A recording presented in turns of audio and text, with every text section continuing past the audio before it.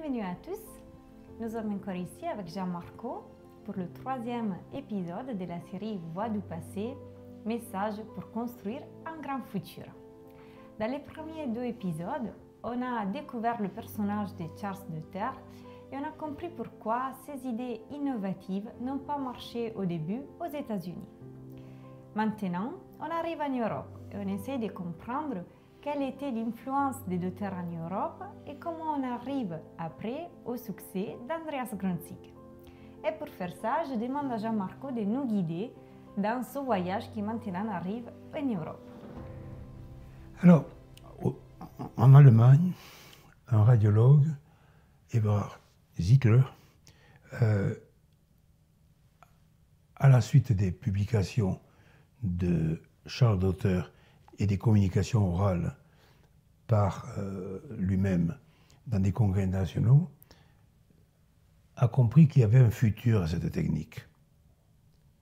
Il a fait abstraction du personnage, mais il a regardé uniquement la technique et il a compris qu'il y avait un futur.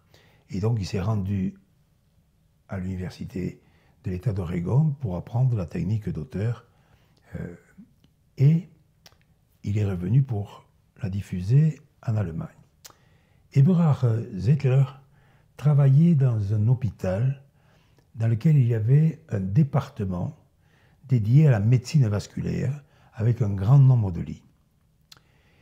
Et il travaillait en étroite collaboration avec les cliniciens de ce service d'angiologie, dans un esprit très constructif, basé sur un partage d'idées et de consensus. En 1968, il a donc commencé par effectuer les premières angioplasties avec la technique Dotter chez des patients qui présentaient une sténose fémorale résiduelle après thrombolyse.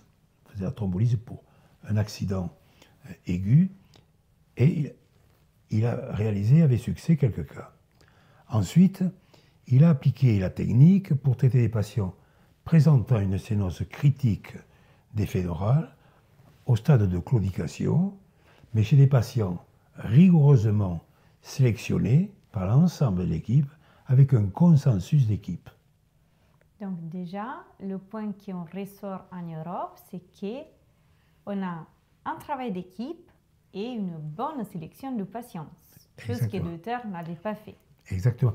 Souvenons-nous, Dotter, beaucoup de malades étaient au stade de gangrène ou pré-gangrène. Donc là, il a fait un abord différent. Et il a publié ses résultats sur une série en 1971 de 141 patients. Donc on était loin des petits chiffres de Charles Dotter, avec un taux de réussite de 70%, ce qui était pas mal. Et cela a contribué à la diffusion de cette méthode Dotter en Europe. Et du coup, Andreas, comment il arrive à tout ça? Alors, Andreas Grundzig était à ce moment-là, en 1971, résident en formation dans le département de radiologie à Zurich. Et il a été immédiatement séduit par les publications d'Eberhard Ziegler et par le futur potentiel de cette technique. Il a donc visité Eberhard Ziegler, passé un séjour chez lui, pour apprendre la technique d'auteur. Je sais que vous l'avez rencontré plusieurs fois, donc vous avez eu la possibilité d'échanger avec lui. Et est-ce que vous pouvez nous raconter un peu plus de son training, d'accord, mais aussi de sa personnalité humaine qui est en fait derrière le personnage que nous on connaît? Alors, premièrement, Andreas Grundzig avait une solide formation en épidémiologie, statistique, médecine interne, médecine vasculaire, et il était à ce moment-là, en 1971, résident en radiologie pour compléter sa formation. Il avait également travaillé dans les services de chirurgie cardiovasculaire. Il était très charismatique, c'était un homme charismatique. Il avait une grande empathie pour les patients. Un chirurgien cardiaque, ex-Senning, chef du service de chirurgie cardiovasculaire, et Alfred Bollinger, chef de l'unité d'angiologie dans laquelle il était passé, avait apprécié son incroyable capacité de travail, sa détermination et sa grande rigueur scientifique, et surtout la façon dont il suivait les patients. Grâce à ces qualités, il a eu tout le soutien du chirurgien et du chef d'angiologie pour initier la technique d'auteur à Zurich. Ils lui ont fait confiance. En décembre 1971, il a invité Eberhard Zeitler à venir à Zurich pour réaliser la première angioplastie fémorale. Malheureusement, complication, embolisation distale dans la poplité. Mais le chirurgien cardiovasculaire, Ax Henning et Alfred Bollinger, le chef du département d'angiologie, lui ont apporté à la fois son soutien et sa confiance. Un échec ne doit pas arrêter la méthode. Et de ce fait, ils l'ont encouragé à continuer. Et entre 1972 et 1975, il a continué à traiter les patients avec la technique d'auteur en s'engageant dans des axes de travail très rigoureux.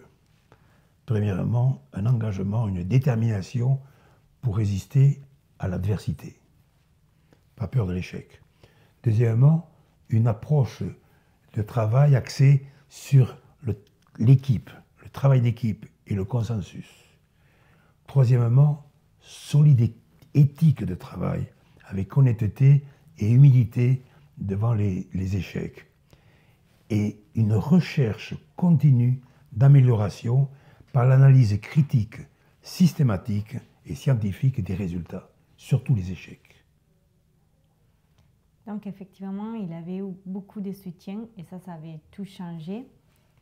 Par contre, les trois pionniers, qui sont Deuter, Zeitler et Grünzig, partageaient quand même la même vision. Qu'est-ce qu'a changé vraiment Grünzig? Alors, ce soutien, ce travail d'équipe est très important. Imaginez le premier cas, un échec, s'il n'avait pas eu de soutien. C'était terminé. Mais effectivement, les trois se sont rencontrés et on dit qu'est-ce que nous devrions faire, qu'est-ce que nous devrions avoir comme outil, qu'est-ce qu'on devrait faire pour pouvoir diffuser et améliorer cette technique. Et les trois ont eu la même idée, étaient d'accord, il faudrait le principe d'un cathéter avec un ballonnet qui soit non compliant. À la fois Deuter et Zeitler avaient essayé avec le cathéter de Fogarty, mais ce cathéter Fogarty, c'était un ballon compliant, ça n'a pas marché. Donc il faut la même chose, mais avec un ballon non compliant. Et donc, pour arriver à avoir cet outil, qu'est-ce qu'il a fait, Andreas, pour cette fois-là avoir le soutien aussi d'une petite start-up? Voilà, alors, les trois se posaient la même question, comment devrions-nous faire et comment obtenir ce ballon, ce cathéter à ballon. Charles Deuter aux États-Unis et Zeitler en Allemagne n'ont trouvé aucun support des industriels parce que, là encore, il y avait la communauté des chirurgiens vasculaires qui disait pas de futur. Pourtant, il avait, sur 140 patients, il avait eu des bons résultats. Mais il disait pas d'avenir. Et donc, ils n'ont eu aucun soutien de start-up ou de compagnie pour les soutenir, pour développer ce ballon. Par contre, ce qui a caractérisé Andreas Grünzig, c'est sa détermination et son engagement. Et la façon dont il savait inspirer. Il a tout d'abord recherché et établi une collaboration avec un médecin chimiste à la retraite.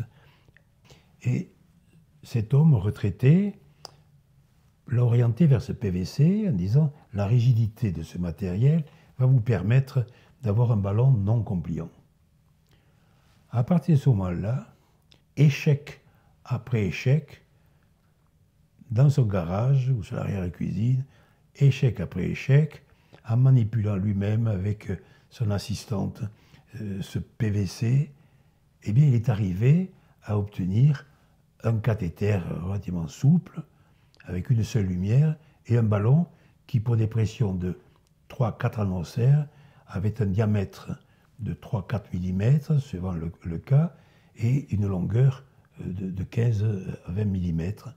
Donc il était arrivé à obtenir ce premier prototype.